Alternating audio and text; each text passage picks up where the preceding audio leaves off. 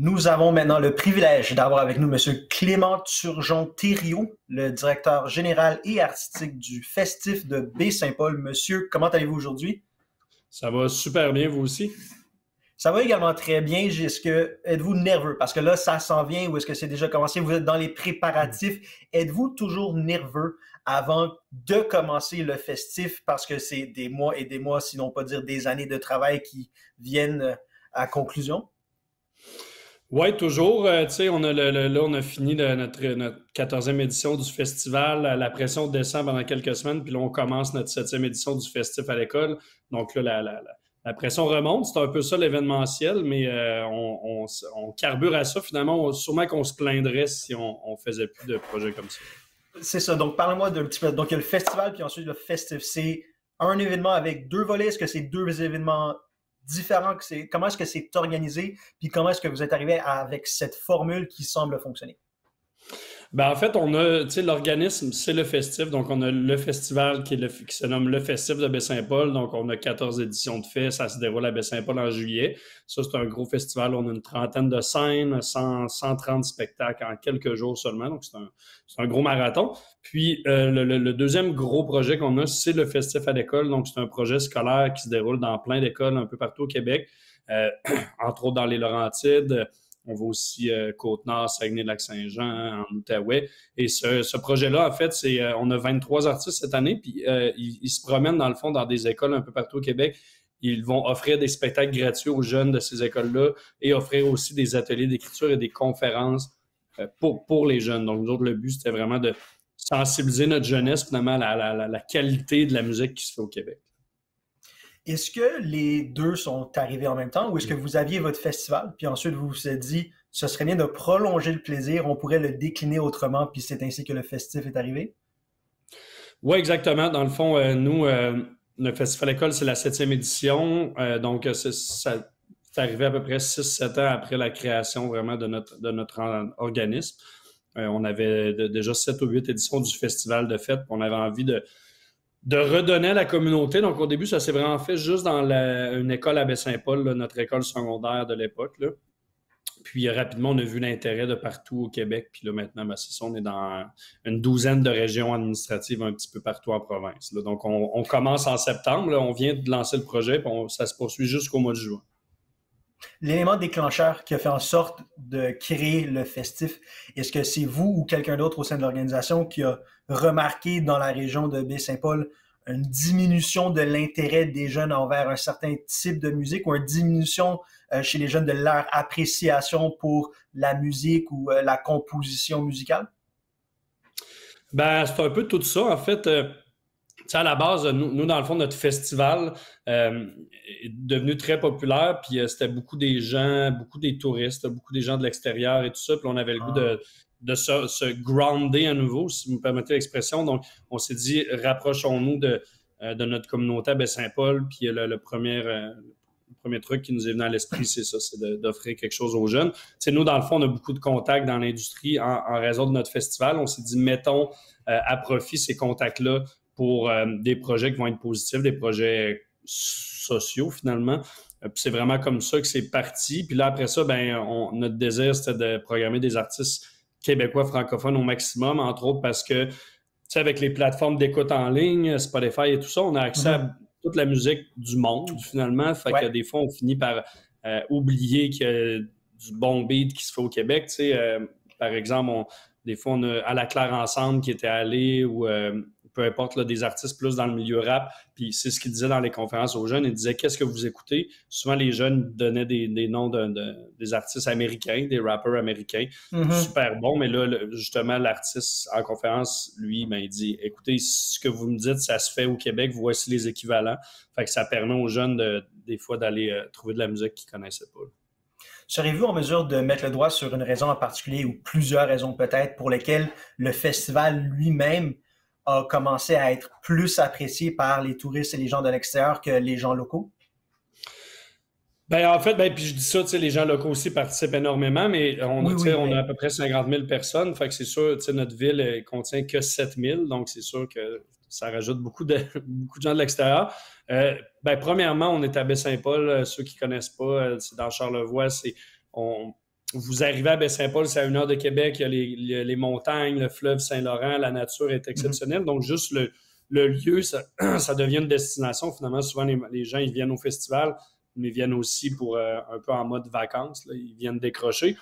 Donc, ça, le positionnement du festival aide beaucoup.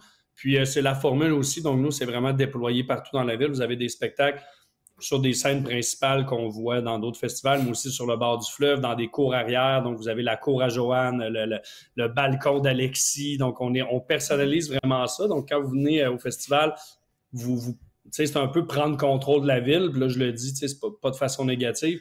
Puis ça, les gens aiment beaucoup ça, là, d'avoir l'impression de vraiment être traversé par la ville de Baie-Saint-Paul pendant 4 jours. Je vais vous poser une question que j'ai posée à Philippe Loranger, directeur artistique du Festival de musique classique de Joliette. Comment est-ce qu'une performance, comment est-ce qu'une pièce musicale peut être bonifiée, augmentée, améliorée? Comment est-ce qu'on peut améliorer l'expérience en étant dans un amphithéâtre naturel où, comme dans votre version des choses, on voit les montagnes et le fleuve au loin? Parce que l'un des endroits les plus incroyables, c'est Red Rocks au Colorado, où c'est un amphithéâtre naturel débile qui fait juste... Exactement. Anecdote, je viens de commander un vinyle d'un groupe à Red Rocks juste avant notre entrevue, donc j'adore que tu en avez-vous entendu un peu avant de le commander, puis est-ce que c'est absolument incroyable? Oui, ben tu sais, puis même il y a beaucoup de vidéos de ça sur exemple YouTube, c'est effectivement ça augmente la qualité de l'œuvre. Ça augmente nécessairement la qualité du son, mais comment est-ce que ça augmente l'expérience d'entendre quelque chose et de pouvoir en même temps ouvrir les yeux puis prendre connaissance d'une nature qui est absolument incroyable en même temps? Ben, tu sais, un bon exemple, nous, j'aime le sujet parce que c'est vraiment juste ça qu'on fait au festif. On essaie de penser l'artiste à quel endroit il va être le mieux, puis à quel endroit ça va comme créer quelque chose d'unique. Tu sais, tu peux faire un spectacle de musique ou tu peux créer un moment. Puis nous, ce qu'on veut, c'est créer des moments. Puis tu sais, un bon exemple, l'année dernière, on avait un groupe polonais. Donc, on avait un groupe de Pologne qui venait de jouer au Saguenay sur une grosse scène. Puis nous, on a décidé de les mettre en spectacle surprise dans une petite cour de peut-être 200 personnes. C'était sur le balcon directement. C'est le propriétaire qui a présenté le groupe. Fait que juste ça, il y avait quelque chose de vraiment unique. Là, le groupe est parti, puis il y a eu une folie extrême. Tu sais, vu que c'était 200 personnes dans une petite cour, puis le groupe, même à la fin, nous a dit c'est notre plus beau show en carrière, tu sais, puis ça fait 12 ans qu'ils font ça.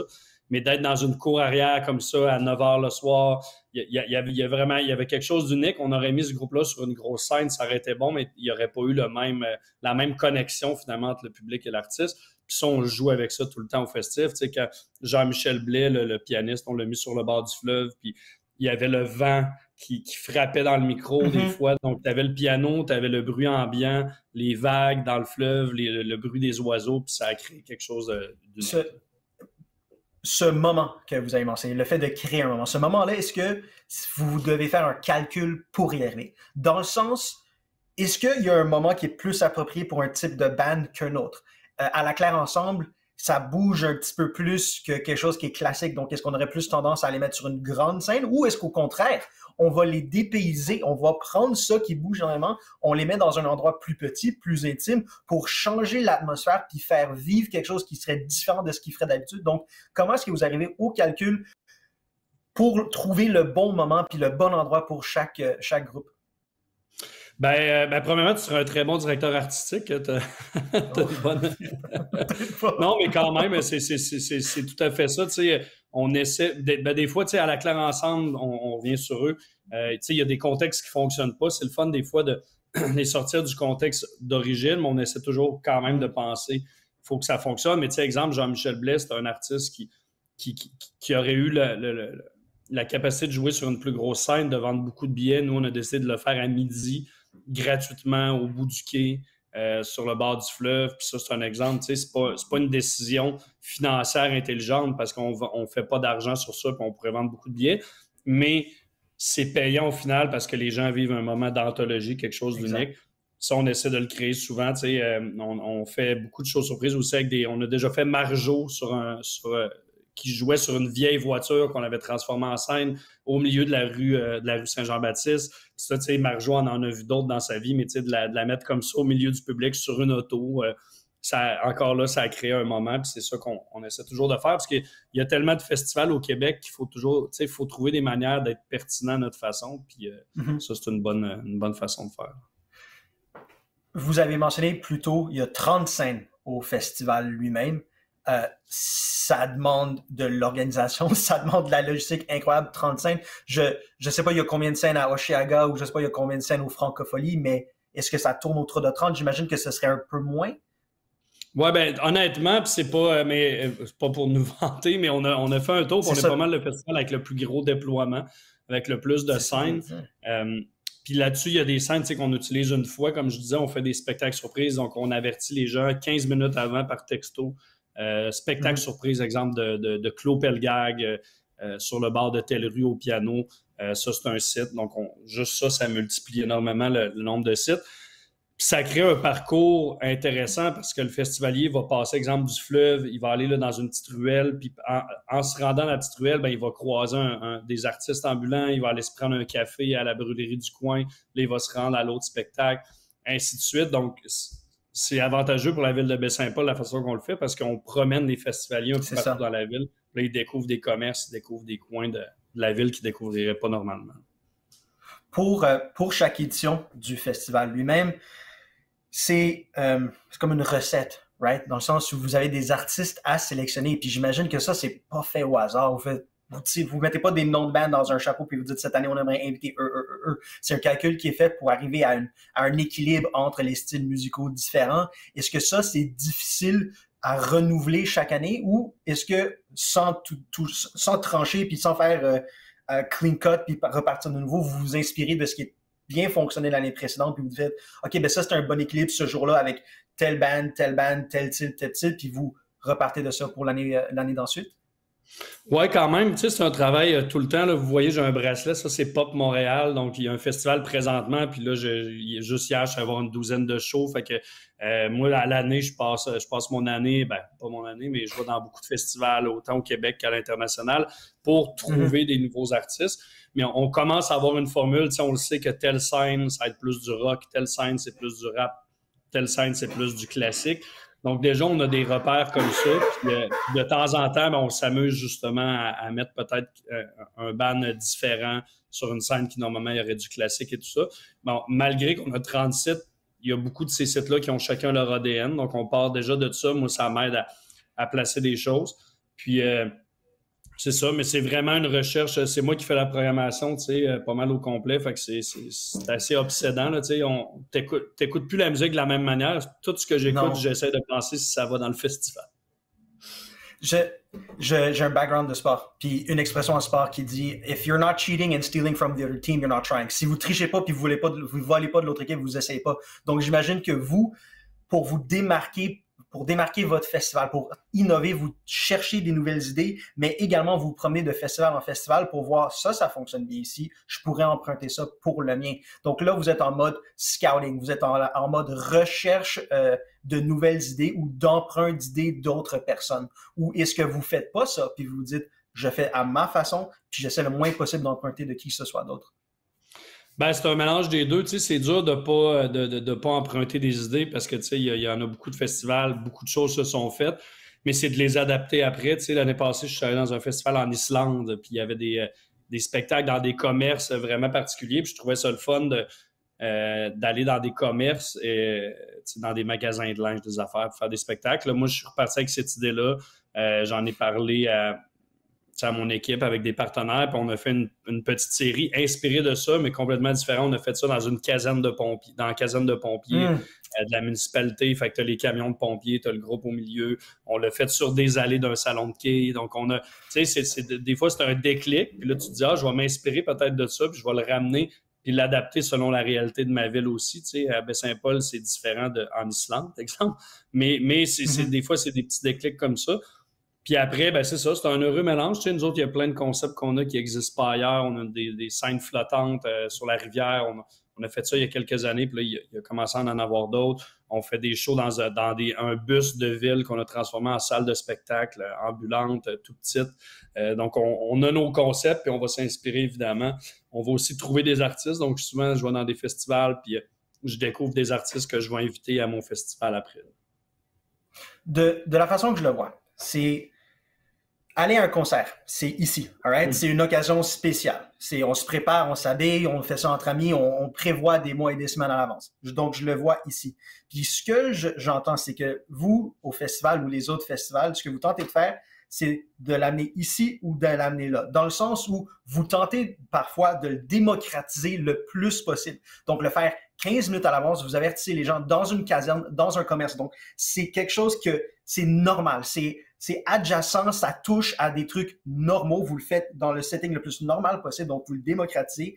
Ou vous avez parlé de scène flottante, donc ça, c'est au contraire. Au lieu de le ramener ici, vous le ramenez encore plus haut, vous le rendez encore plus spécial, moins démocratisé, une occasion encore plus spéciale. Donc, j'imagine, votre objectif, c'est d'être ici le moins possible, c'est d'être soit là ou soit là, si vous comprenez un petit peu ce que je veux dire.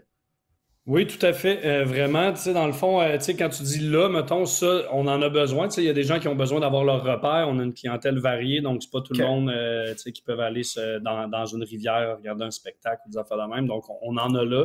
Puis après, ben, c'est d'aller aux deux extrêmes. Tu sais, en haut, mettons, on a un spectacle dans une carrière de sable, là, tu sais, un endroit où les gens vont... La municipalité va chercher du sable, ben, nous, on l'aménage, on met des feux de camp partout, partout, partout. Il y a des autres véhicules écrasés, il y a une boule disco géante au-dessus de la scène. Là, on est complètement on est dans Mad Max, là, ceux qui ont vu le film. Fait que là, ça, c'est complètement hors de ce monde. Puis après, ben, comme tu as dit, on en a que c'est seulement sur le balcon à Joanne ou c'est sur le comptoir du magasin de linge du coin. Fait que on joue avec tout ça, puis au final, ça donne un format vraiment unique, puis les gens vont passer d'une expérience à une autre. Puis des fois, les gens ont besoin de leur repère, là, on les amène dans une scène extérieure couverte, classique, mais à travers tout ça, ils vont vivre plein de choses qui sont en dehors de la normalité. Dans votre expérience, la majorité des gens l'apprécient plus ici ou ici? C'est dur à dire. Des fois, il y en a que leur meilleur moment, c'est justement la scène flottante à carrière de sable. Il y en a d'autres, des fois, c'est seulement un spectacle surprise sur le coin d'une rue très simple avec aucune scénographie, un micro, 2 caisses de son. Fait que ça dépend toujours du contexte. Des fois, la magie s'opère dans une simplicité désarmante, finalement. Là. Puis des fois, c'est dur quasiment pour l'ego parce qu'on met full d'efforts sur des concepts. Puis des fois, ce qui va marcher le plus, c'est ce qu'on a juste déposé un piano puis la magie opérée. Mais c'est ça qui est beau en même temps. Puis ça peut être ça également au niveau de la musique elle-même, dans le sens où une symphonie à 180 instruments de Vivaldi ou de Bach peut être moins agréable ou moins de gens vont apprécier ça qu'un gars avec son banjo qui chante sur les vaches qu'il nourrit le matin. Un instrument peut être tout aussi agréable, tout aussi inspirant et évoquer tout autant d'émotions que les 180 instruments de Vivaldi.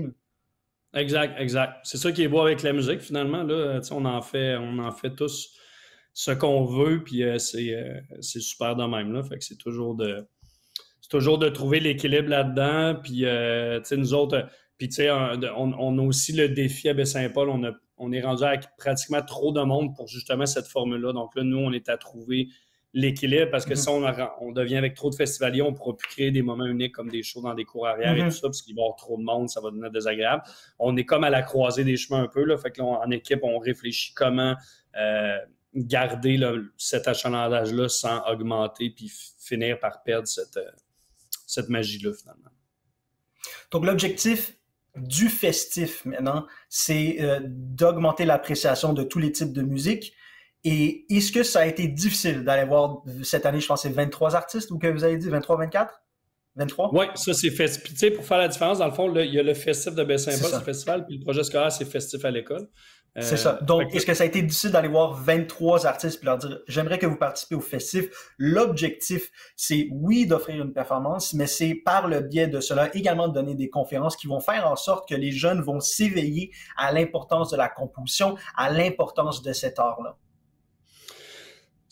Nous, les artistes qu'on va chercher, c'est souvent des amis du festival. Donc, on a cette chance-là. Tu sais, exemple, on a cette année, entre autres, Vincent Vallière, qui est un ami de l'équipe. Là, on le connaît depuis longtemps. Sarah Dufour.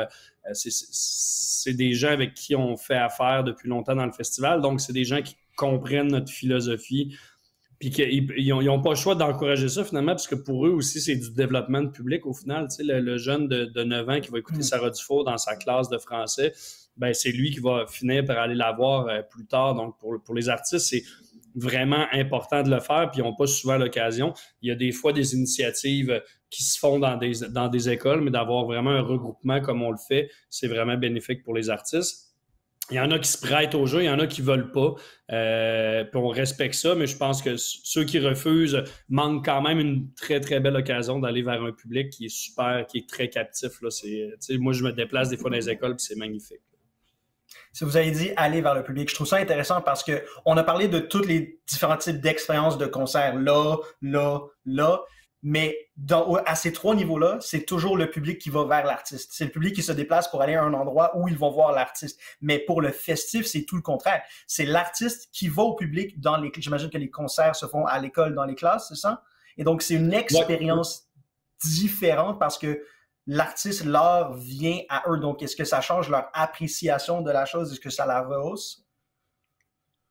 Oui, tout à fait. C'est certain, tu sais. Puis autant pour l'artiste puis les élèves, là, c'est une rencontre vraiment le fun. Puis, tu sais, c'est ce qu'on a réalisé, c'est qu'il y a beaucoup d'écoles aussi, de municipalités au Québec. Il n'y a pas de salle de spectacle. Les jeunes n'ont aucune occasion d'aller voir des shows, sauf s'ils se déplacent des fois en dehors de leur ville. Donc, on prend pour acquis que tout le monde va voir des spectacles dans la vie, mais nous autres, ça arrive souvent qu'on parle aux jeunes après, puis la moitié de la classe, c'est la première fois de leur vie qu'ils voient un vrai spectacle de musique avec de l'éclairage. Parce que souvent, on le fait dans les auditoriums des écoles quand c'est pas dans les classes. Fait que, de voir l'éclairage, de voir le son, les micros, tout ça, pour certains, c'est vraiment nouveau. Puis ça, ils pourraient peut-être pas le vivre si on venait pas parce qu'ils n'ont pas cette habitude-là de dire à leurs parents « je vais aller voir un spectacle, on va-tu à Montréal » ou peu importe où. Là. Donc, c'est vraiment là l'importance de cette mission scolaire-là. Nous, les Québécois, j'ai l'impression que, du moins au niveau artistique, musical, nous ne sommes pas exactement ouverts sur le monde. Dans le sens qu'on va consommer la musique qui est produite ici, on va consommer la musique qui est produite aux États-Unis, puis c'est à peu près ça. Vous avez fait le tour du monde, vous m'avez mentionné. Donc, pourriez-vous nous dire dans vos trajets, vos voyages, vos pèlerinages, à quel endroit dans le monde on serait surpris de savoir qu'ici, il y a une scène musicale effervescente avec des diamants un petit peu partout? J'ai parlé tantôt de l'Islande. Moi, c'est un exemple pour moi parce que l'Islande sont, je dis pas refermés sur eux-mêmes, mais c'est l'Islande, là, la réalité géographique. Oui, exact. C'est ça, exact. Puis il y a vraiment une scène musicale effervescente là. C'est assez fou de voir ça. Puis le support que cette scène musicale-là reçoit, c'est assez exceptionnel. Là, on connaît Björk, entre autres, qui est de Reykjavik. La ville la plus culturelle finalement en Islande. Ça, c'est vraiment un bel exemple d'une scène musicale qui s'organise. Mais au Québec, on serait surpris. Tu sais, moi, ma blonde est de Vancouver, donc je vais souvent à Vancouver aussi, puis je vais dans les spectacles. Puis c'est pas organisé comme au Québec. Là. Je trouve vraiment que la scène musicale au Québec est exceptionnelle. Je pense que ça fait peut-être entre autres parce qu'il y a notre protection de la langue, le français et tout ça. Fait qu'il y a quelque chose qui est vraiment très bien organisé au Québec. Puis quand je suis allé justement à Reykjavik en Islande, j'ai trouvé qu'il y avait des similitudes dans la structure de la scène musicale. Est-ce que, encore une fois, selon votre vaste expérience, est-ce que le type de musique qui est plus apprécié dans un endroit varie selon la géographie? Dans le sens que, moi, ce que je m'imaginerais, c'est France, Espagne, Italie, Portugal, fait chaud, la vita est bella, ce serait des musiques, des mélodies un petit peu plus fluides. Par contre, si on va dans les pays avec les Baltiques où il fait froid l'hiver, la vie est un petit peu plus difficile, il y a des montagnes, ce serait des rythmes plus métalliques, saccadés, rough. Est-ce que c'est ça que vous percevez ou les gens d'un petit peu partout apprécient un petit peu tout différemment? Ben là, avec justement l'écoute en ligne, tout ça, tu penses que tout le monde a ouvert ses horizons. Tu sais, moi, à l'époque, je me rappelle quand il n'y avait pas Spotify ou des affaires de même, moi, j'écoutais du rock, puis c'était tranché au couteau. Tu sais, si tu écoutais du rock, tu n'écoutais pas du rap, tu n'écoutais pas du country. Puis moi, en tout cas, je dis à notre époque, là, il n'y a pas si longtemps, mais il y a une quinzaine d'années, on était plus dans des styles, on n'avait pas accès. Fait que maintenant, cette ouverture-là fait que partout, en tout cas, les endroits où je suis allé, tu sais, tout le monde s'inspire un peu de de partout, tu sais. Fait que la musique est beaucoup plus ouverte, je trouve, qu'avant. Il y a encore des places à la tradition et tout ça, tu sais. Selon les pays où tu vas, il y a des styles musicaux qui représentent mieux le territoire, mais moi, je trouve vraiment que c'est rendu super ouvert comme... c'est ça, c'est rendu ouvert, fait que tu le vois, là, c'est vraiment plus varié, je pense, que ça l'était avant. Là. Monsieur, si on veut trouver des informations sur les artistes qui vont se déplacer d'école en école pour le festif et lorsqu'elles sortiront, les informations pour le festival de l'année prochaine, où est-ce qu'on trouve ça? C'est lefestif.ca. Sur ça, vous allez avoir une section festif à l'école. Il y a une section cabaret festif. Ça, on n'en a pas parlé, mais c'est un concours musical qu'on organise aussi l'hiver. Puis il y a la section, là, évidemment, du festival. La programmation du festival pour le 15e anniversaire va être dévoilée à la mi-avril, dans le coin du 10-12 avril 2024. Donc là, moi, d'ici là, il faut que je trouve 115 à 120 artistes. Dernière petite question, je veux parler de ça parce que vous avez mentionné 115 artistes et plus, 30 scènes. Est-ce que chaque année, vous ressentez une énorme pression à faire, pas nécessairement mieux, mais faire peut-être plus? Donc, cette année, faisons 32 scènes, allons chercher 120 artistes, innovons encore plus, puis l'année passée, on a fait une scène sur le fleuve, là, on peut faire quelqu'un qui sort du ciel comme Miley Cyrus sur une wrecking ball. Est-ce que... Y a-t-il de la pression à juste toujours faire plus? Ah, c'est sûr qu'il y a toujours de la pression. Ouais. Par contre, là, le public nous fait vraiment confiance. Tu sais, je programme des artistes, souvent, un peu la signature, c'est qu'on fait venir des artistes qui sont pas connus au Québec du tout. Des fois, c'est leur première prestation. Puis les gens nous suivent. Là. Fait que là, maintenant, il y a quand même une confiance qui s'est établie. La pression est un peu moins là parce que les années où là, on imposait un peu notre style, là, c'est plus stressant parce qu'on prenait des risques. On se disait, ça se peut que personne vienne, ils n'aimeront pas ça. Puis là, cette confiance-là est établie. Donc, il y a cette pression-là de moins. Mais quand même, à chaque année, c'est sûr, on ne veut pas décevoir notre public. Donc, on essaie toujours de réfléchir. Puis nous, à chaque année, on trouve des nouveaux sites pour... on enlève des scènes, puis on en trouve des nouvelles, puis ça renouvelle l'expérience. Mais est-ce que c'est pas encore plus de pression et plus stressant ça? Parce que si quelqu'un arrive et il n'y a pas d'attente, puis elle est déçue, c'est une chose. Mais c'est pire si la personne a votre confiance, puis il y a la chance que vous perdiez. Vous avez leur confiance, mais il y a une chance que vous la perdiez. Ça, c'est une plus grande déception que la première encore. Donc, le stress ne se voit pas augmenter. Tout à fait. Oui, effectivement. Je m'excuse. On n'en parle pas. Bien de mon stress. Non, mais oui, effectivement, c'est un stress qu'on s'impose. Puis, tu sais, le jour où on sent qu'on n'est plus en mesure de le faire, on verra rendu là, mais tu sais, là, on a encore la vivacité d'esprit de renouveler notre offre, puis on le fait. Puis ce qui est le fun, c'est que là, on est rendu avec un catalogue de sites. Tu sais, moi, j'ai une centaine de scènes potentielles juste à Baie-Saint-Paul. Fait que là, une année, on réouvre ce cahier-là, puis on dit OK, ça fait 5 ans qu'on n'a pas fait cette scène-là. On la ramène dessus, puis on enlève telle scène dans le parc. Puis là, on renouvelle comme ça. Puis des fois, ils se présentent des nouveaux concepts, comme la série dans les commerces. Ça a été introduit l'année dernière. Là, ça renouvelle encore. Fait qu'on réussit toujours à trouver des façons de faire. Puis il y a des années c'est pas autant de la programmation, mais plus au niveau de l'expérience, les services, la restauration. Tu sais, il y a beaucoup de volets un festival. Comment est-ce que vous gagez l'appréciation des gens? Est-ce qu'il y a quelqu'un à la sortie de tous les concerts qui demande « Avez-vous aimé » sur une échelle de 1 à 10 ou est-ce que vous faites rigoureusement le tour de tous les réseaux sociaux après chaque concert vous faites « Ah, voici tel commentaire ». Comment est-ce que vous jugez de la réaction des gens le plus fidèlement à la réalité possible? Bon, on fait un sondage toujours à la fin, puis on a beaucoup de répondants. Là, on a tout le temps à peu près 1000 festivaliers qui répondent, ce qui est vraiment un haut taux de participation. Ça, on a vraiment un bon pouls des festivaliers. Puis moi, pendant l'événement, malgré que je suis directeur général artistique, je m'enlève pratiquement toutes les tâches possibles, puis je deviens presque un festivalier. Donc, je vais voir tous les shows possibles, je me déplace en trottinette électrique, vous me voyez partout, puis je m'en vais tu sais, je vais pas dans la zone VIP, je suis dans la foule avec les gens, puis j'écoute ce qui se fait autour, je ressens la vibe. Fait que moi, quand j'ai fini le festival, je sais déjà c'est quoi les gros coups, c'est quoi ce qu'il faut améliorer, qu'est-ce que les gens ont aimé, n'ont pas aimé. Là. C'est un petit peu comme l'histoire de... Je me souviens plus qui racontait ça, mais c'était aux États-Unis, puis il y avait juste une foule pendant une représentation du Wolf of Wall Street qui s'est retournée, puis on fait « Oh mon Dieu, c'est Scorsese ». La meilleure façon d'apprécier son travail, c'est littéralement de se mettre au milieu, dans l'endroit le moins spécial possible, puis de prendre connaissance de comment ça arrive dans la salle, comment ça se vit dans la salle elle-même. Donc, c'est ça que vous faites, puis j'imagine que ça porte fruit parce que vous avez l'air d'avoir beaucoup de succès. Oui, exactement. Moi, ça fait 3 ans que j'ai réussi à faire ça. Avant, on était trop une petite équipe, mais là, je ne reviendrai pas en arrière. Là, c'est ça, je me déplace directement dans les shows, puis je parle au monde, puis c'est rendu que le monde me reconnaisse, là, fait que, je parle à tout le monde, là, puis c'est la meilleure façon de l'apprécier. Puis quand je vais dans d'autres festivals aussi, je prends pas nécessairement les accréditations pro, justement, les trucs où tu vas avoir des cocktails, les affaires. Moi, je vais dans la foule, puis c'est là que tu vis la musique, finalement.